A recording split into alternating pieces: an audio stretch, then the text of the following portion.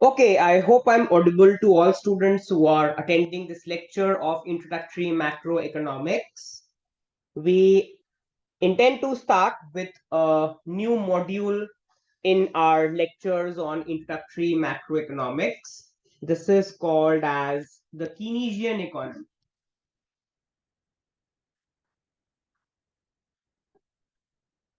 Okay, after having done the lectures on the classical macroeconomics, we now look at the Keynesian economy. Okay, now there are three markets which we are going to focus on from now onwards. One is the goods market, one is the goods market, one is the labor market, and the next market which we are going to study in depth is the money market. Before moving forward, I want to make one thing clear to all my students that when we talk about Keynesian economy, this topic is also the first topic of my Intermediate Macroeconomics Part 1 course. So the Keynesian economy topic is a part of both the Introductory Macroeconomics course as well as Intermediate Macroeconomics Part 1 course. It's a common topic which I do in both these courses. So if you have taken up my Introductory Macroeconomics course, you will find this topic in the list of topics. If you have taken my Intermediate Macroeconomics Part 1 course, that also includes this topic. It's a common topic shared by both introductory and intermediate macroeconomics. Okay, now in this particular lecture, I'm going to focus primarily on the goods market and deriving the equilibrium in the goods market. Labor market is something which I cover. This is something I cover in my intermediate macroeconomics part 1 course when I derive the aggregate supply curve.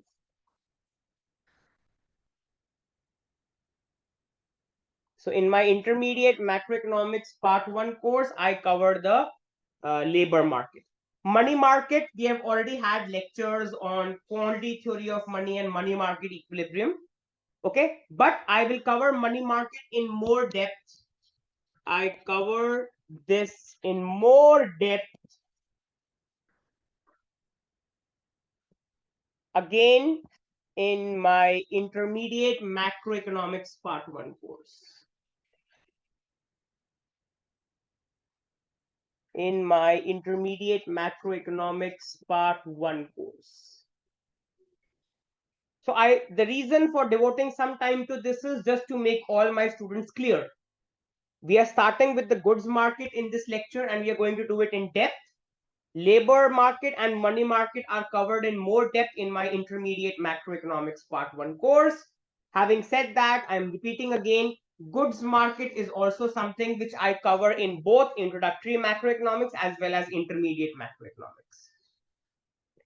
Okay, so now let's look into the goods market. So I quickly erase all this off and now let's give the heading. So before writing the heading and the details, I can further write that the reference I follow for my lectures on Keynesian economy, the reference book I prefer to follow is Dornbusch Fisher. Okay, so you will find this as chapter 9 and 10 of Dornbusch Fisher. Macroeconomics by Dornbusch and Fisher. This is a standard textbook for macroeconomics. Okay. Students can check out the latest edition of this book. Okay. But as per the edition I have, this is chapter 9 and chapter 10. If you're carrying a different edition of this book, check out for the topic income and spending, basically. In the list of topics, you can check out for income and spending. So whatever content I'm discussing with all students in this lecture is something which you will find in under the heading income and spending. Okay, now let's directly move to the main lecture now. So all students can now write goods market.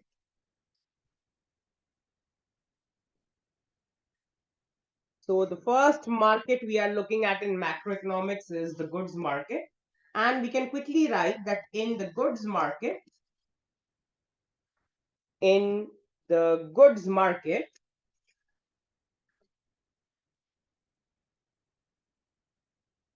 demand comes from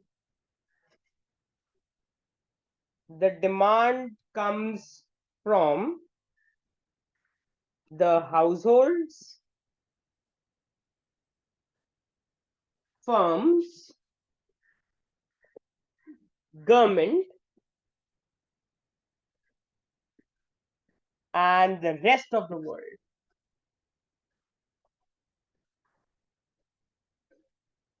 Whereas the supply comes from the firms.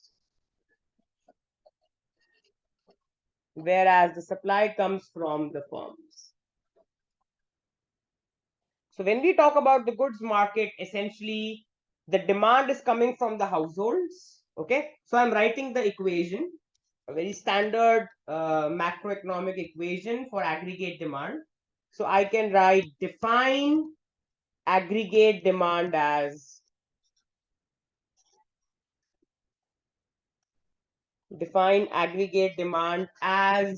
AD is equal to demand is coming from households in the form of consumption. Households demand consumption expenditure. Demand is also coming from the firms in the form of investment. Firms borrow money from the banks for investment. Okay. Demand also comes from the government in the form of government expenditure. Government also borrows to finance its deficits, budget deficits. The government also borrows to finance its own expenditures of building bridges, roads, public parks, etc. And the demand is also coming from the rest of the world. Now, rest of the world includes the foreign economies. Foreigners buy our goods, which we call as exports, but we also buy foreign goods, so we subtract imports. Now, why am I adding exports? The reason I'm adding exports is because it is the demand for our goods by the foreigners. Why am I subtracting imports? Because it is the demand for foreign goods by us. So I'm writing it. So I can write this is the demand by the households. This is the demand by the households. This is the demand by the firms. This represents the demand by the government. X represents exports, which is demand for domestic goods by the foreigners.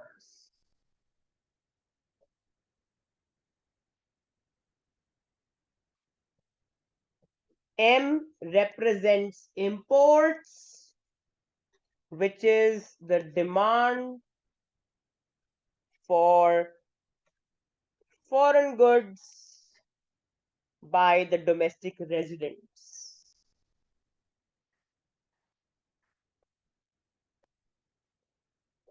Okay, so we are adding all those demands which are for the domestic goods, and we are subtracting all those demands which are for the foreign goods. Okay, so this is our aggregate demand function. Okay, and now, so this is something called as my actual aggregate demand. So I can write that this equation represents my actual aggregate demand in the economy. Actual aggregate demand.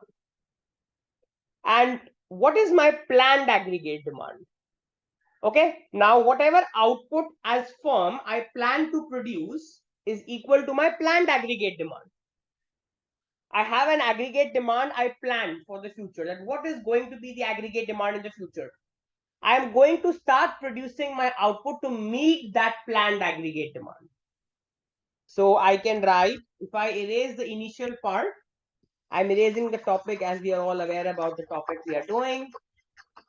So on the top, I can write that my planned aggregate demand,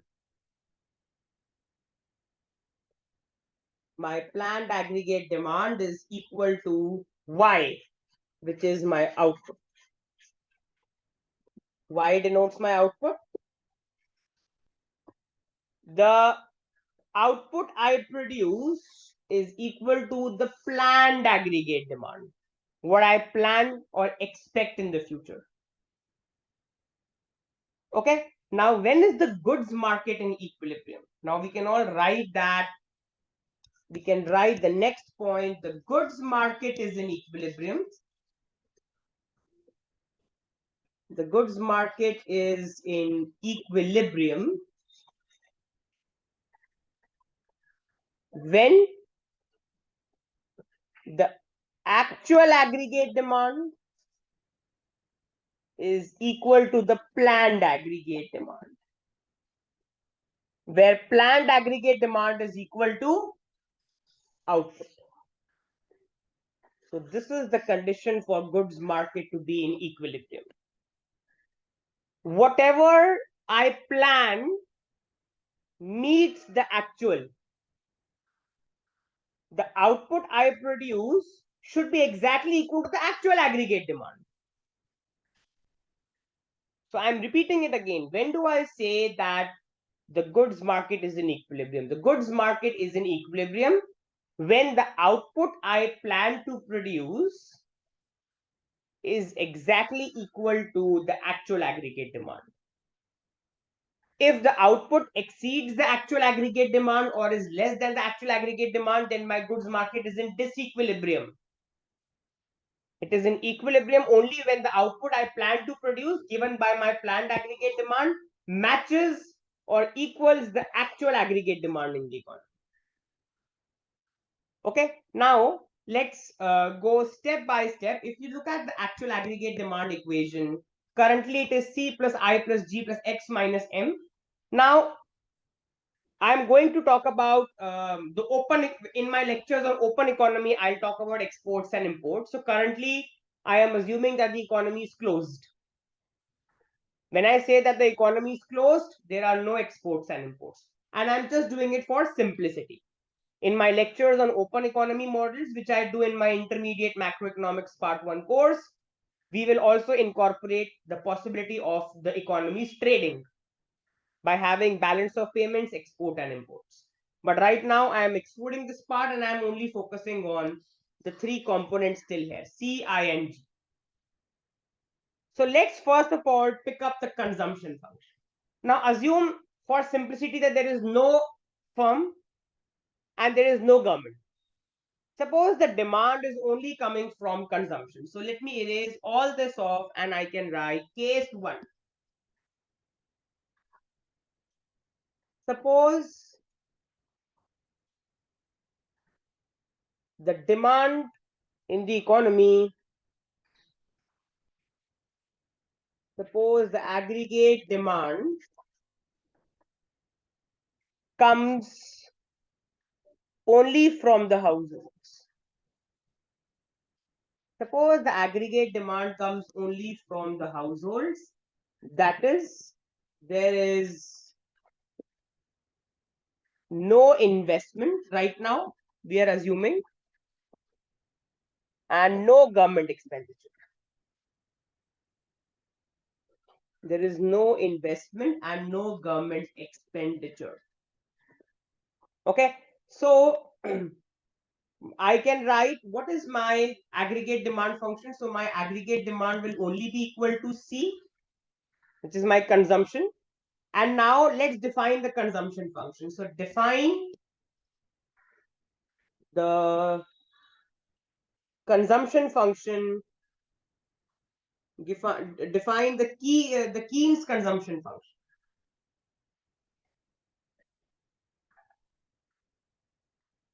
Define the Keynes consumption function as C is equal to C bar plus CY, where capital C denotes my consumption, Y denotes my income, C bar denotes autonomous consumption,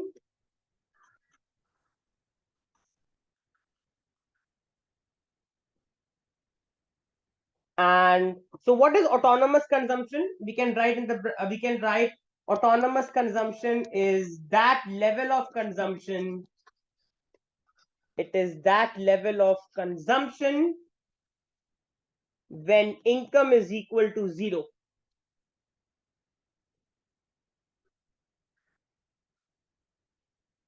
That is when y is equal to 0. If I put y equal to 0 in this, it implies my C will be equal to C bar. So autonomous consumption is that level of consumption which pertains when your level of income is 0. Now, what is small c? Small c denotes the marginal propensity to consume. Small c denotes the marginal propensity to consume, which in the short form we can call as MPC. Okay, so what does marginal propensity to consume capture? So I can write that marginal propensity to consume is also nothing but change in C by change in Y, or to be more exact, it is the derivative of the consumption function with respect to income. When I take the derivative of the consumption function with respect to income, I get something called the marginal propensity to consume. So it captures, so I can write MPC captures that, or I can write MPC captures by how much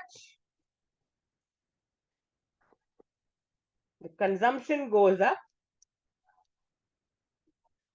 by how much the consumption goes up when income goes up by $1.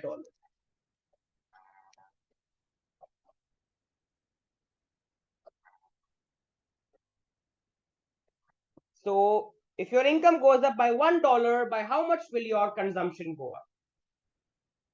For example, if I say that MPC is equal to 0.8, what does that mean? So if I write it here, for example, MPC equal to 0.8 means that if the income goes up, if the income goes up by $1, consumption goes up by $0.8 or 80 cents. Consumption goes up by $0.8 or 80 cents. Okay, and students can also write that your marginal propensity to consume, which is small c. So I can write, instead of MPC, let me use small c only everywhere. Let's be consistent in our symbols. So MPC is small c, okay? So small c, which is my MPC, always lies between 0 and 1. It always lies between 0 and 1. It cannot exceed 1 because you cannot consume more than your increase in income, and it cannot be less than 0 because obviously when your income goes up, your consumption will go up. So I can write a point here as a note that MPC cannot exceed 1 since you cannot consume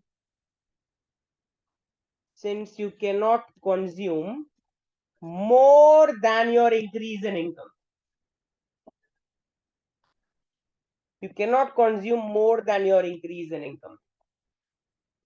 For example, if my income goes up by $1, I can't increase my consumption by more than $1. If my income goes up by $1, my consumption can increase at max by $1, but not more than that. I cannot increase my consumption more than my increase in income, because when I'm increasing income, then income is consumed also, it's saved also. All of us know that income in the economy is consumed and saved. So I can write that equation also. Income is either consumed and or saved. So y is equal to c plus s. I'm going to write this equation again to derive the savings function in a few minutes. But we all know that income is either consumed or saved. That means when your income goes up, you can't consume more than your increase in income. Okay. And similarly, c cannot be less than 0. I can write this also. If I erase the initial part, since we are all familiar with the case we are doing.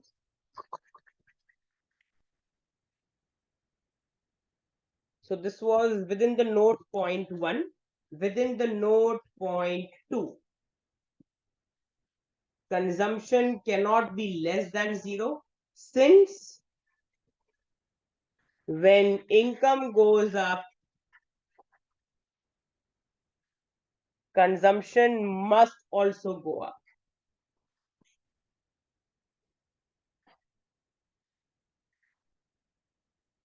That is, when income increases,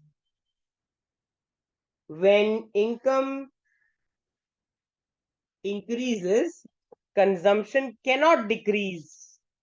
See, less than 0 means consumption is decreasing. That's not possible. When your income goes up, consumption will go up, because we know that, again, the reason is since income is equal to consumption plus savings, when income goes up, consumption must also go up. If I say that marginal propensity to consume is less than 0, I am saying that when income goes up, consumption is going down. That's not possible. When income goes up, consumption must also go up. When you earn more, you also spend more. It's not possible that you are earning more and now you're spending less. That's not rational behavior. When you earn more, when your income goes up, you also spend more. Your consumption goes up. So marginal propensity to consume cannot be less than 0, and it cannot be more than 1. Hence, given by this argument, it should lie between 0 and 1, including 0 and 1, which are the extreme cases. Okay, and now let's derive the savings function. So till now we have talked about consumption. Let's now talk about the other side of the coin, which is savings. So if I erase all this off, now we know that income is equal to consumption plus savings, which implies, put the value of consumption. What is consumption? It is C bar plus CY. Consumption is C bar plus CY. That means y minus cy is equal to, or I can also take c bar to the left hand side as well. So basically I've taken c bar to this side, I've taken cy to this side, so I get y minus c bar is equal to s, so which implies minus c bar plus, within this, guys, I can take y common. So it leaves me with 1 minus c times y is equal to s. Therefore, I can say define the savings function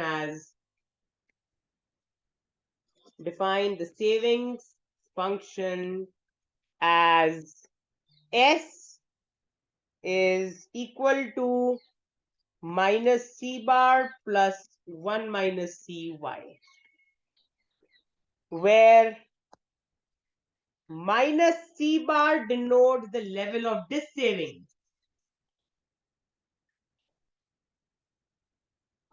That is, the level of savings the level of savings when income is equal to 0. Remember, C bar was autonomous consumption, which means that level of consumption when your income is 0.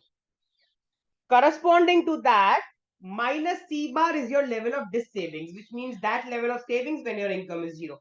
It means, guys, when your income is 0, your savings is negative.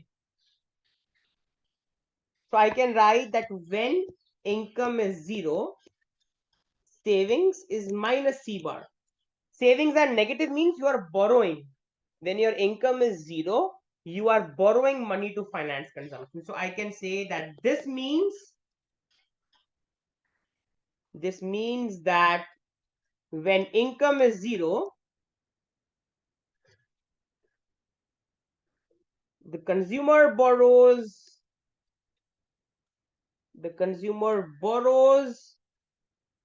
to finance its consumption.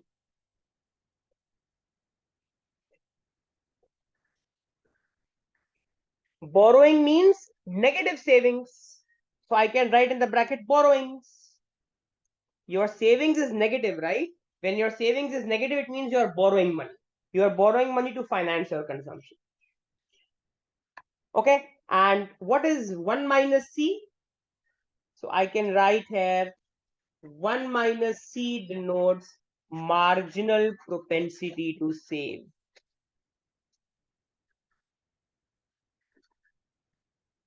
It denotes marginal propensity to save, short form MPS. So I can say that mathematically,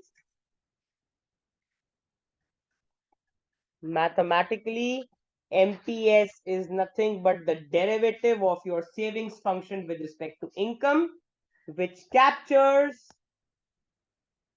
I can write, which captures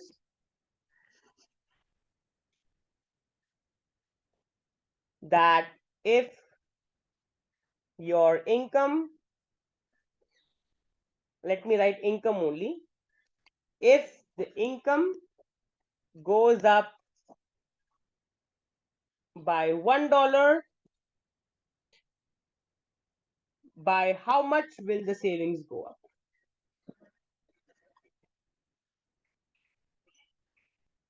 By how much will the savings go up? So MPS is going to capture that if your income goes up by $1 more, by how much will your savings go up? For example, if my MPS is 0.2, it means that if my income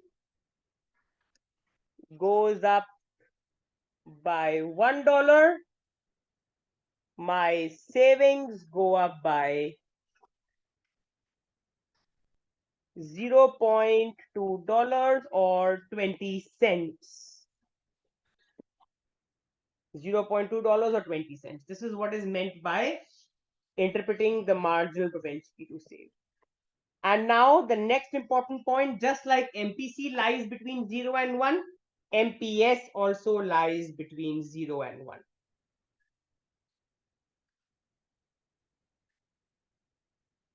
MPS also lies between 0 and 1. Okay, so MPS, again, it cannot exceed 1 for the same reason like MPC cannot exceed 1. Why can't MPS exceed 1? MPS cannot exceed 1 because you cannot consume more, you cannot save more than your increase in income. So again, I can write the same reason here on the left hand side.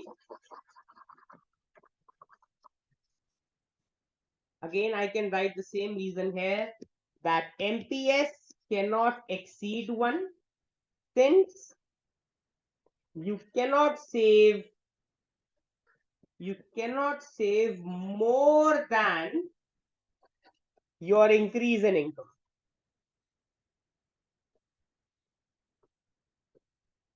You simply cannot save more than your increase in income. If your income increases by $1, you cannot save more than $1. At max, you can save that $1, but you can't save more than $1. I cannot say that my income has gone up by $1, but my savings have gone up by $2. That's not rational. That's not possible. If my income goes up by $1, my savings can go up by at max $1, but not more than that. And MPS cannot be less than 0 also. Since an increase in income must lead to since an increase in income cannot lead to a fall in savings.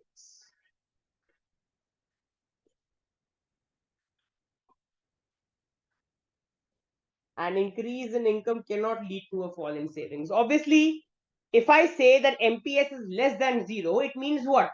MPS less than 0 means my income is going up, but my savings is going down. Is that possible? No.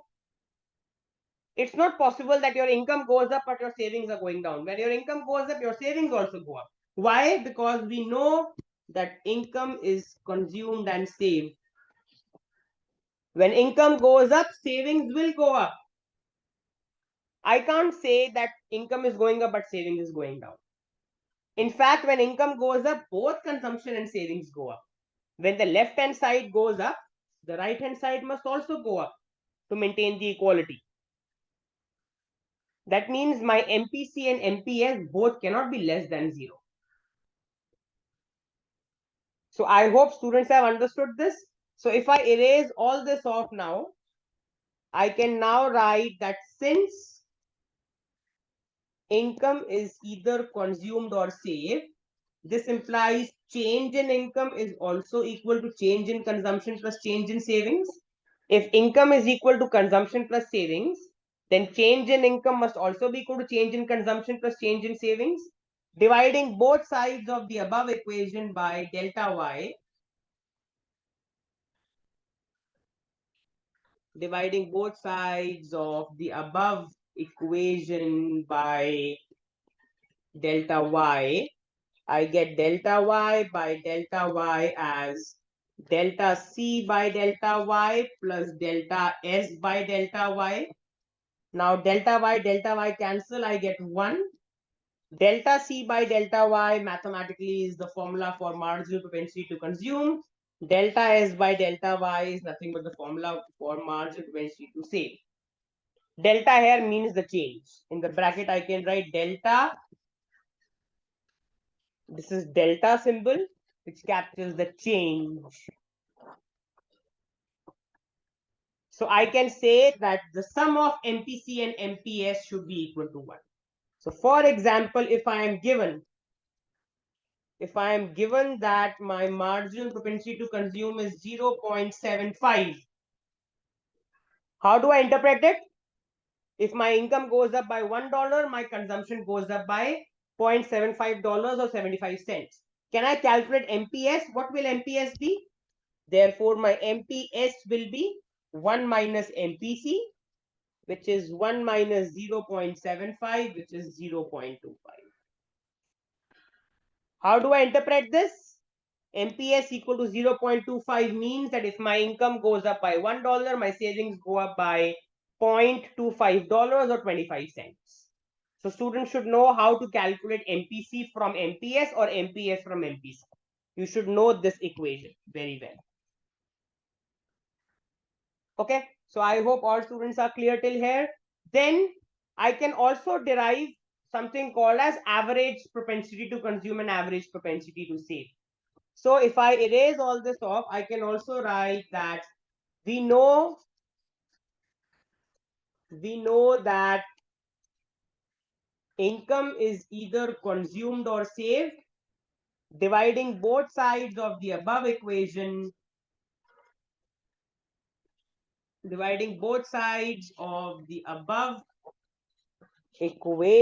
by y,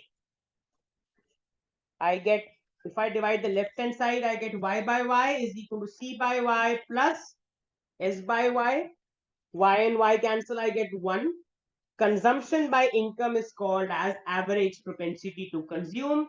Savings by income is called as average propensity to save.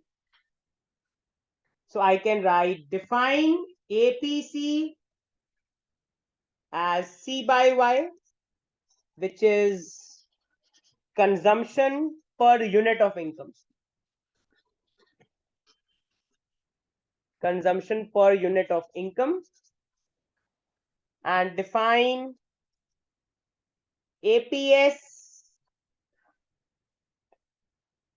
as S by Y, which is savings per unit of income. Savings per unit of income. So I can write, for example, if APC is 0.8, it means that 80% of the income is consumed. 80% of the income is consumed. So if APC is given, guys, can I calculate APS? We know that APC plus APS should be equal to 1.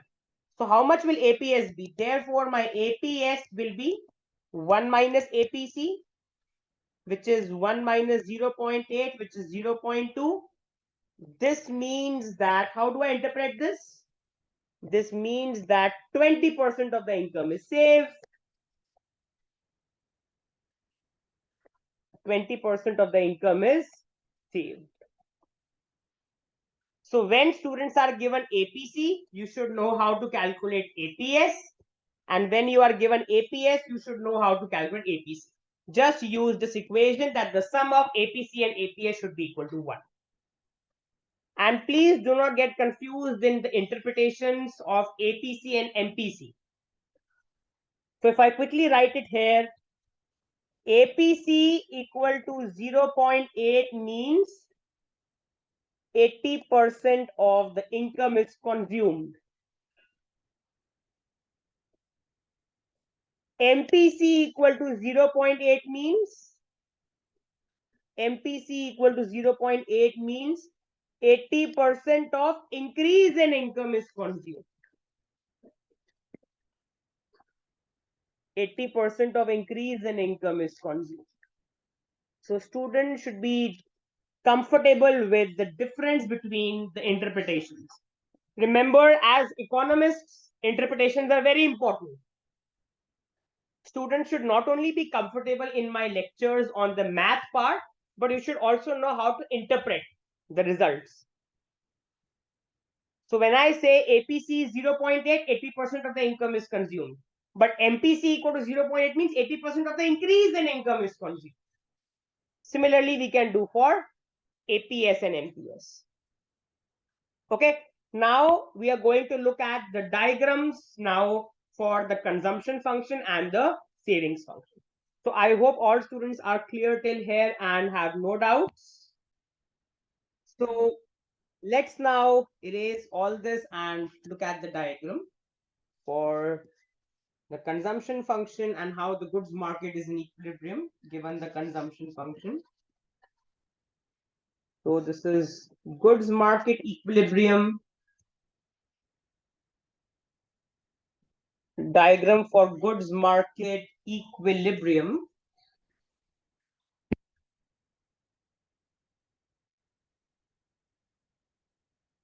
With consumption function. Okay, so let me draw the diagram, and using that diagram we can also derive the savings function. Okay, so there are going to be two diagrams. One is the diagram for consumption. So we have income demanded measured on the horizontal axis. We have the aggregate demand being measured on the vertical axis. Okay, remember our output is equal to the planned aggregate demand. So our desired line is ideally the 45-degree line. The feature of this 45-degree line is that all the points on this 45-degree line correspond to my output equal to my planned aggregate demand. That means for all the points on this line, y is equal to AD. All of us know the feature of a 45-degree line. A 45-degree line is like a mirror. Every point on this 45-degree line means that y is exactly equal to the aggregate demand. So this is the desired line,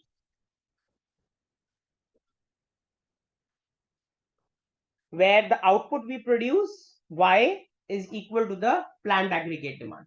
But what is our actual aggregate demand? Remember, we don't have investment and government expenditure. We are assuming that there is no investment and government expenditure as of now. We are keeping the model simple. Only aggregate demand is coming from consumption. So my actual aggregate demand is exactly equal to the consumption function. How do I plot the consumption function? My consumption function is C bar plus Cy. So I can say that when y is 0, my C is equal to C bar. So when my y is 0, consumption is equal to some autonomous level of consumption C bar. And then if I take the derivative of consumption with respect to income, it is small c, which is lying between 0 and 1, because we have just learned that marginal propensity to consume lies between 0 and 1. So that means it's upward sloping. If the slope is positive, it's greater than 0, it's upward sloping. So this is my Keynes consumption function, C bar plus Cy. This is my autonomous consumption. Autonomous consumption, that level of consumption when income is 0. The slope of this consumption function is nothing but C. Okay, where is the goods market equilibrium happening? So this is my actual aggregate demand. The goods market is in equilibrium where actual and planned are equal. So at the point E0, the goods market is in equilibrium. Okay, and corresponding to it, I can derive the savings function. So this was diagram A. This was diagram A. I'm now drawing diagram B, which is the derivation of the savings function.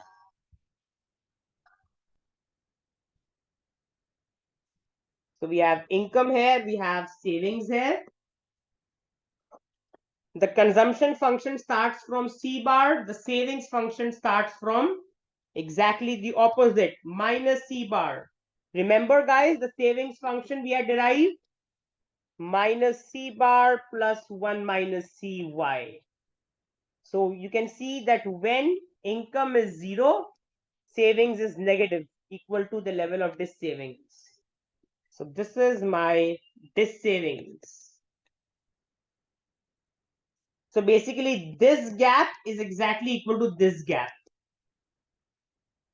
At the point E0, you can see at the point E0, consumption is exactly, this is the consumption line, this is the income line.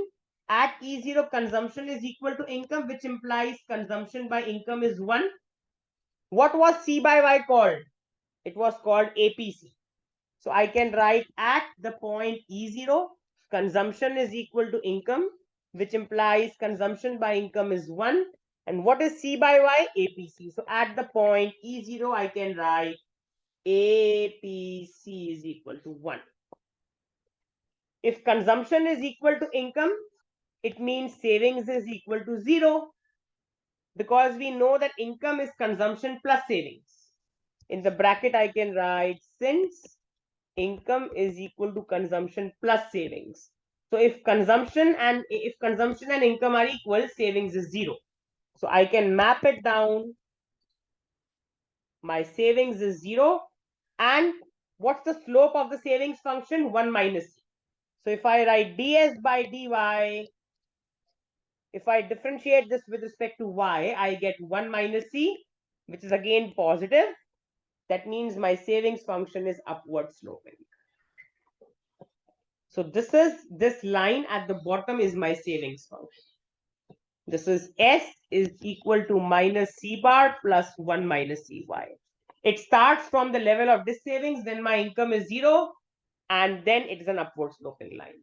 You can see at the point E0, APC is 1. So APS, which is nothing but S by Y, is 0. Now you can clearly see to the left of E0, you can see that consumption is more than income. When consumption is more than income, savings is negative. Because you can see that Y is, again, everything boils down to this equation, Y is equal to C plus S. If consumption is more than income, savings has to be negative. Okay, and to the right of E0, you can see that to the right of point E0, income is more than consumption. If income is more than consumption, savings is positive. At the point E0, consumption is equal to income. So at the point E0, savings is exactly equal to 0. So I can, if to make it more clear, I can write all this. And after this, I am going to stop in this particular lecture. If I erase all this off,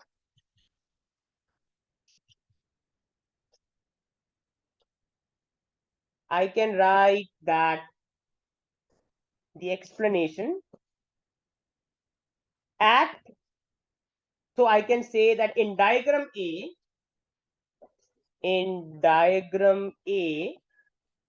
the goods market is in equilibrium.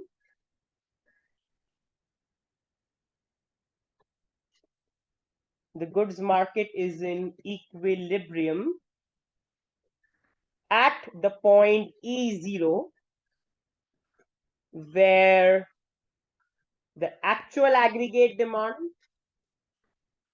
is equal to the planned aggregate demand, which is equal to the output, Y.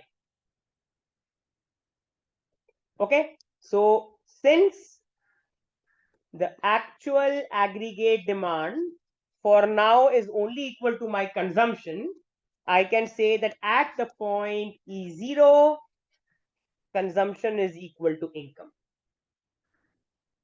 Okay, therefore, at the point E0, savings is equal to 0. To the left of E0, to the left of point E0, consumption is more than income, which implies savings is negative, as you can see in diagram B. And to the right of E0, income is more than consumption, which implies savings is positive. So diagram A gives us the goods market equilibrium along with the consumption function. Diagram B tells us how you can derive the savings function from the consumption function. So this is where I intend to stop in this particular lecture. The objective of this lecture was to start the lectures on Keynesian economy, where we have looked at the goods market. Within the goods market, we have done in depth the consumption and the savings function today. Now, in the next lecture, I'm also going to add investment and government expenditure into the picture. And we are going to see how the goods market equilibrium will change when demand also comes from the firms and the government. So I stop in this lecture. I hope all students have enjoyed this lecture. Any doubt, you can unmute your mic and ask, or call up or mail me your doubts at divineschoolofeconomics@gmail.com. This is where I stop in this lecture.